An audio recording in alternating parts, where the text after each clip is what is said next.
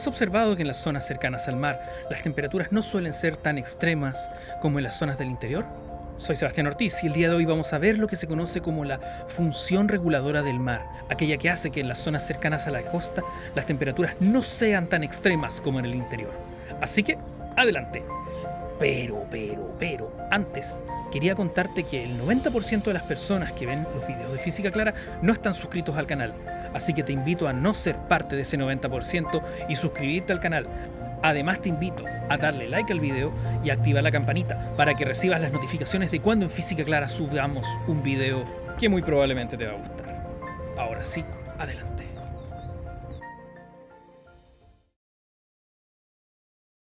Para poder comprender por qué el mar tiene una incidencia en el clima de las zonas costeras, específicamente en el hecho de que la amplitud térmica, es decir, la diferencia entre las temperaturas máximas y mínimas, no es tan grande como en las zonas interiores, debemos tener algunos conceptos claros. Lo primero es preguntarnos cómo es que el aire, el mar o los suelos se calientan. De los tres mecanismos que hay de transferencia de calor, que son conducción, convección y radiación, de los cuales vamos a hablar en un video más adelante en Física Clara, hay uno que es fundamental para explicar por qué nuestro planeta se calienta: la radiación. La radiación consiste en la transferencia de energía a través de ondas electromagnéticas. Y bueno, ¿cuál es la gran fábrica de ondas electromagnéticas de nuestro sistema solar? El Big Boss del sistema solar, el Sol. El Sol emite radiación electromagnética de múltiples tipos.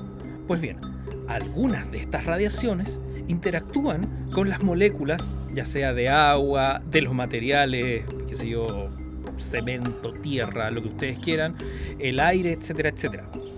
Esta radiación le entrega energía a los átomos y estos átomos comienzan a oscilar más rápido. Y es esta mayor oscilación la que a nivel macroscópico tiene como efecto un aumento en la temperatura de cualquier cosa que nosotros le pongamos radiación electromagnética. De hecho, por eso es que funcionan los microondas. Los microondas son fábricas que irradian mucha radiación electromagnética, específicamente del tipo de microondas. Pero bueno, no nos distraigamos de lo medular de este video.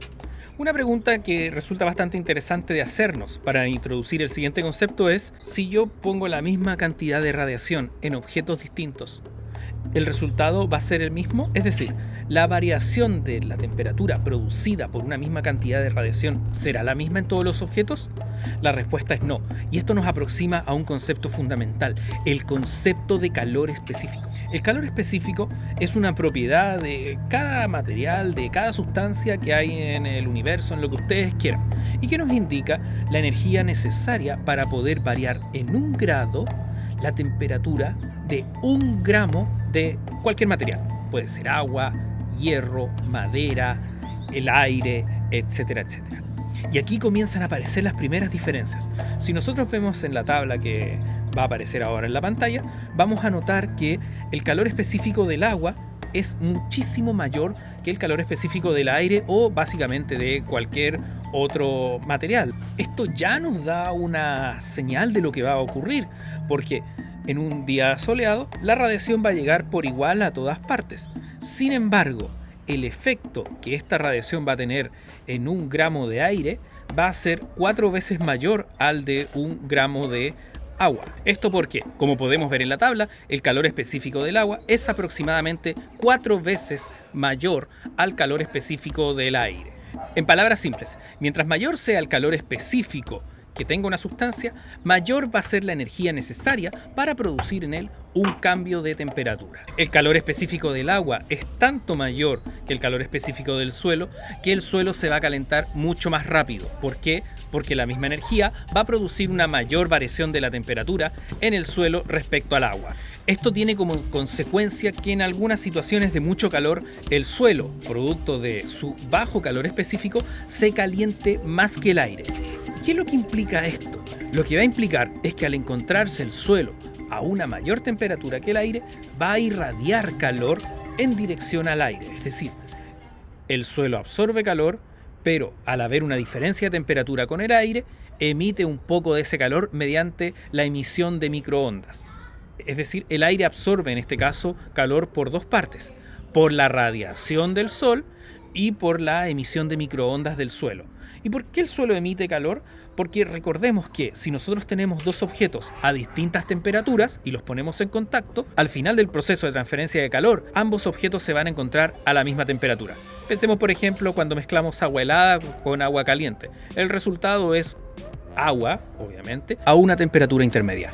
Pero, alguien podría hacerse la pregunta de ¿por qué el calor que está en la superficie del suelo no se transmite hacia las capas inferiores de tierra o de lo que sea que haya hacia abajo? Aquí aparece un segundo concepto bastante interesante, el concepto de conductividad térmica. La conductividad térmica nos indica la facilidad de un material para transmitir la energía térmica a través de él. Pensemos, por ejemplo, en una barra de acero. Si yo pongo una barra de acero cerca del fuego de una temperatura muy alta, esta barra rápidamente va a transmitir la energía que recibe producto del fuego hasta el otro extremo. Sin embargo, si hiciera ese mismo experimento con otro tipo de materiales, la variación de la temperatura en el otro extremo de mi material con baja conductividad térmica sería muy poca. De hecho, en esa tabla ustedes pueden ver los valores de la conductividad térmica para distintos materiales. Y como pueden darse cuenta, tanto la conductividad térmica de materiales asociados al suelo como el agua es bastante baja. Es decir, el suelo tiene poco calor específico, por lo tanto va a enfriarse y calentarse muy rápidamente. Sin embargo, al tener el suelo una baja conductividad térmica, el calor va a tender a quedarse en la superficie del suelo casi sin transmitirse hacia las capas inferiores. Pero ¿qué es lo que va a suceder en el caso de la interacción aire-mar? Bueno, vamos a tener que la radiación va a llegar tanto al aire como al mar. El aire se va a calentar mucho más rápido porque tiene un calor específico menor que el mar. Por lo tanto, el aire en este caso va a quedar a una mayor temperatura que el mar. Sin embargo, no va a ser posible que el aire se caliente tan rápido como en el caso del interior cuando tenemos aire y tierra o algún otro suelo, porque al encontrarse el aire a una mayor temperatura que el aire va a transferir calor. Es decir, si bien el aire se va a calentar producto de la radiación, también va a emitir calor al mar. Recordemos que el mar es tan grande que el aire no alcanza a entregarle suficiente calor para que lleguen finalmente a un estado de equilibrio térmico. Probablemente si el día fuera infinito, en algún momento el aire y el agua llegarían a la misma temperatura, pero no es el caso, porque en algún momento el sol se esconde y llega la noche y desaparece esta fuente de radiación que es el sol. Pero, ¿qué es lo que sucede entonces cuando ya es de noche? Cuando es de noche en un lugar en el interior, tanto el suelo como el aire pierden mucha energía térmica, por lo que se enfrían bastante. ¿Por qué? Porque no está esta fuente de radiación que es el sol y tanto el aire como el suelo tienen un calor específico pequeño. En el caso del agua ocurre algo completamente distinto. Ya hemos visto que el agua tiene un calor específico muy grande comparado con el resto de las sustancias que nos interesan. Esto significa que el aire va a quedar a una mayor temperatura que el agua. Recordemos que estamos pensando en una situación en la cual ya no está esta fuente de radiación que es el sol. El agua comienza a entregarle calor, pero como el agua tiene un calor específico tan grande, pese a que le entrega mucho calor, prácticamente no varía su temperatura. En síntesis, el hecho de que el agua tiene un mayor calor específico que los materiales que conforman el suelo nos da como resultado que el agua puede absorber mucha radiación sin apenas calentarse o calentándose muy poco. Esta energía almacenada es luego liberada al aire durante la noche o cuando ya no hay agua, teniendo como resultado de que el aire no se enfría tanto como lo haría en las zonas interiores donde los suelos no tienen la capacidad de almacenar toda esta energía térmica. Esta es la razón por la cual en los sectores costeros las temperaturas en la noche no son tan frías como en las zonas del interior. Y si lo pensamos ahora en qué es lo que sucede en el día, mientras los suelos se calientan mucho y se calientan casi a la misma razón que el aire, si es que no más en algunas situaciones, el agua prácticamente no se calienta.